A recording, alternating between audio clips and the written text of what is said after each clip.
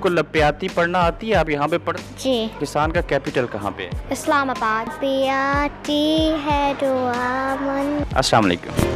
वालेकुम सलाम। आप कैसी हैं? मैं ठीक हूँ। मेरा बेटा 8वीं में, उसे लिखना पढ़ना नहीं आता, वो पढ़ता नहीं है अच्छी उर्दू। Mafia nexus. क्या आप उर्दू सीखने आती हैं यहाँ पे? जी।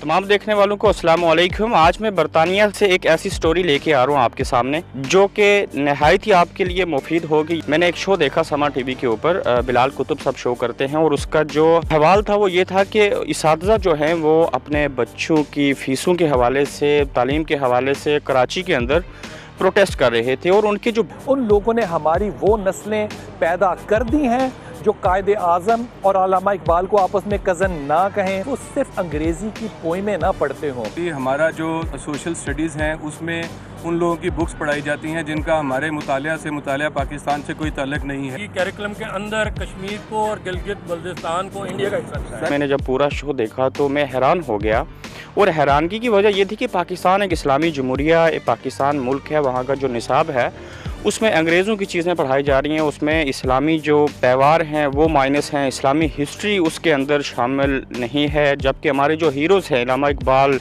कायद आज़म मोहम्मद अली जिन्ना समेत बाकी चीज़ें, वहाँ पे बच्चों को कोई इल्म नहीं है कि ये लोग कौन थे। जबकि मिल्टन कीन्स के अंदर एक अल्लामा इकबाल उर्दू स्कूल है जहाँ पे जो बच्चे पढ़ते हैं, आज जो सवालात वहाँ पे बच्चों को मालूम नहीं है, वहाँ पाकिस्तान में रहते हुए उर्दू उनकी कौमी ज़बान है, वो उससे आशना नहीं है। तो मैं यहाँ से भी लोगों को एक स्कूल में जाके बताऊँ कि यहाँ के बच्चे किस हद तक पाकिस्तान की हिस्ट्री के बारे में जानते हैं, पाकिस्तान के हीरोज़ को जानते हैं।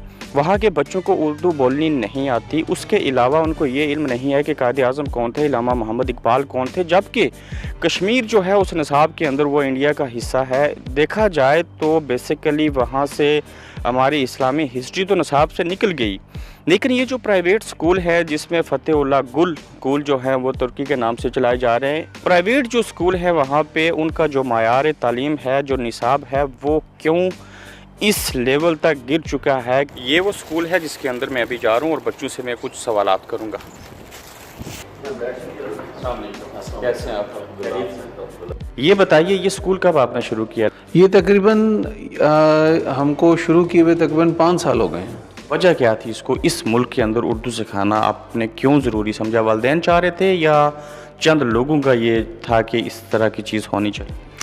यहाँ पर बेसिकली हमने ये ज़रूरत महसूस की कि जिस वक्त हम यहाँ मुल्क से अपने दूर रहते हैं, ताकि बच्चों को हम यहाँ पर अपनी मादरी ज़बान सिखा सकें, उनको पता होना चाहिए कि हमारा कल्चर क्या है, ताकि जब कभी वो पाकिस्तान जाएँ तो वो अपने आप को पाकिस्तानियों से मुख्तलिफ महसूस ना करें। बने बिलाल कुतुब साहब का शो, वो देखने के बाद सिर्फ ये बताइए कि आपकी फीलिंग्स क्या हैं, आपने महसूस क्या किया? मुझे बड़ा अफसोस हुआ और ये जानकर बड़ा मुझे दुख भी हुआ कि पाकिस्तान के अंदर, जो कि एक मुस्लिम मुमलिकत है, उसके अंदर वहाँ पर इस किस्म का सिलेबस पढ़ाया जा रहा है कि जिसके बारे में पाकिस्तान के बारे में नहीं बताया जा रहा, अपनी मादरी ज़बान के बारे में उसको प्रॉपर तरीके से उसको समझाया नहीं जा रहा, और पर्टिकुलरली पाकिस्तान की हिस्ट्री नहीं बताई जा रही है कि हम कहाँ से हैं, हम लोग पाकिस्तान कब बना। मेरे ख्याल से हम ये बबांग दौल कह सकते हैं कि पाकिस्तान के प्राइवेट इदारे पाकिस्तान के लोग नहीं, कोई और चला रहा है। मैं उसके ऊपर भी आऊँगा, बाद में उस पर भी बात करते हैं। मैं स्कूल में पहुँच आया हूँ, बच्चे मेरे सामने मौजूद हैं, आप देख सकते हैं। इनसे मैं मुख्तलिफ़ तरह के सवाल पूछूँगा। आप कैसे हैं? मैं ठीक हूँ। आपसे एक सवाल पूछना है, कायद आज़म कौन थे? कायद आज़म ने पाकिस्तान को बनाया। अच्छा, आप ये भी बता सकते हैं पाकिस्तान कब बनाया था कायद आज़म? कायद आज़म ने 1947 बनाया था। अच्छा, अल्लामा इकबाल कहाँ से? पाकिस्तान से। पाकिस्तान से। अस्सलाम वालेकुम। वालेकुम सलाम। आप कैसी हैं? मैं ठीक हूँ। आप ठीक हो? आपका नाम क्या है? जोया। जोया, आप उर्दू सीखने आती हैं यहाँ पे? जी। अच्छा, मैं आपसे कोई सवाल पूछ सकता हूँ? जी। अच्छा, मुझे अलिफ बे ते सुना दीजिए। अलिफ बे ते। माशाल्लाह, जोया अच्छा बोलती है। अस्सलाम वालेकुम। वालेकुम अस्सलाम। आपका नाम क्या है? अलीज़ा। अच्छा, आप पाकिस्तान जाती हैं? जी। आपके दादी दादा यहाँ पे हैं पाकिस्तान में? पाकिस्तान में। पाकिस्तान में। तो जब आप वहाँ पे जाती हैं पाकिस्तान में, तो किस लैंग्वेज में, ज़ुबान में उनसे बात करती हैं? उर्दू। उर्दू में? जी। तो अच्छा, आपको पता है पाकिस्तान वो किस शहर में रहते हैं? कराची। कराची रहते हैं, थैंक यू, बहुत शुक्रिया। अच्छा, अभी मैं इससे नेक्स्ट स्टेप लूँगा और नेक्स्ट स्टेप में हम थोड़े डिफ़िकल्ट तो नहीं लेकिन मुख्तलिफ क्वेश्चन हम इनसे पूछेंगे और मैं कुछ बड़े बच्चों का इंतखाब करना चाह रहा हूँ। अच्छा, आप बताइए पाकिस्तान के प्रोविंस सूबे कितने, 4 हैं या 5 हैं? 4। कौन कौन से? सिंध, बलूचिस्तान। अच्छा बेटा, आपका नाम क्या है? शिफा। अच्छा शिफा, आपको लपियाती पढ़ना आती है? आप यहाँ पे पढ़ते हैं? जी। थोड़ी सी पढ़ेंगी मेरे लिए? लपियाती है दुआ मन के तमन्ना मेरी। गुड। अच्छा, अस्सलाम वालेकुम। वालेकुम अस्सलाम। आपका नाम क्या है? मेरा नाम नाइमा है। आपको मैं एक क्वेश्चन पूछूंगा कि पाकिस्तान का कैपिटल कहाँ पे है? इस्लामाबाद। आप श्योर हैं इस्लामाबाद है पाकिस्तान का कैपिटल? जी। अच्छा, यहाँ पे एक बच्ची है मारिया, ये यहाँ से पढ़ी भी और अब यहाँ पे ये उर्दू सिखा रही हैं बच्चों को। मारिया, अस्सलाम वालेकुम। वालेकुम सलाम। कितना अरसा आपने यहाँ पे उर्दू सीखी और आप टीचिंग भी कर रही हैं? 5 साल हो गए। 5 साल हो गए। सर। तो आप नॉर्मल स्कूल में भी 5 दिन जाती हैं, फिर छठे दिन यहाँ पे आके भी पढ़ाती हैं, ये कैसे मैनेज करते हैं? कोई आपके अंदर कोई जज्बा है, शौक़ है, या क्यों आपने ये डिसाइड किया कि मुझे इनको टीच करना चाहिए? मुझे शौक़ है उर्दू सीखने का। तो आप मारिया यहाँ से उर्दू सीखी, बोल भी सकती हैं, लिख भी सकती हैं, तो घर में कितने % जो है वो उर्दू बोलती हैं आप अम्मी अब्बू के साथ? 70% उर्दू बोलते हैं। अस्सलाम वालेकुम। वालेकुम सलाम। आपका नाम क्या है? अलियान। अच्छा अलियान, आपको यहाँ पे अलिफ बेते आती है? जी हाँ। आप पढ़ेंगे अलिफ बेते?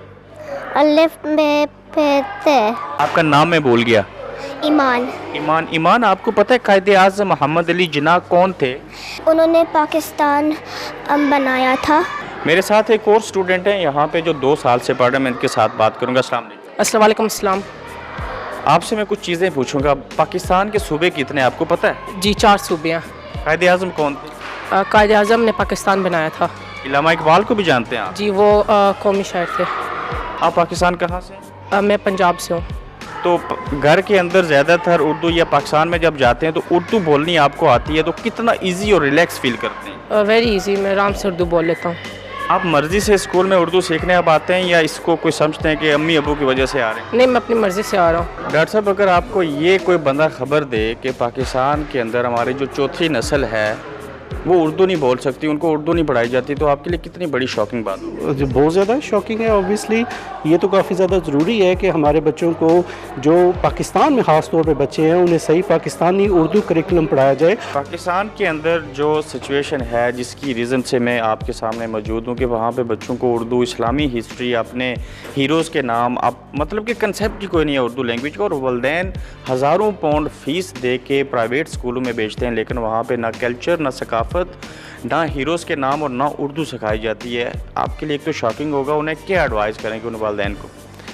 जी वाकई ये तो सोचने वाली बात है उन पेरेंट्स के लिए कि उनके बच्चों को ये बेसिक चीज़ें आनी चाहिए। जब तक वो ये चीज़ें समझेंगे तो तब भी वो अपने रूट से जुड़े रहेंगे।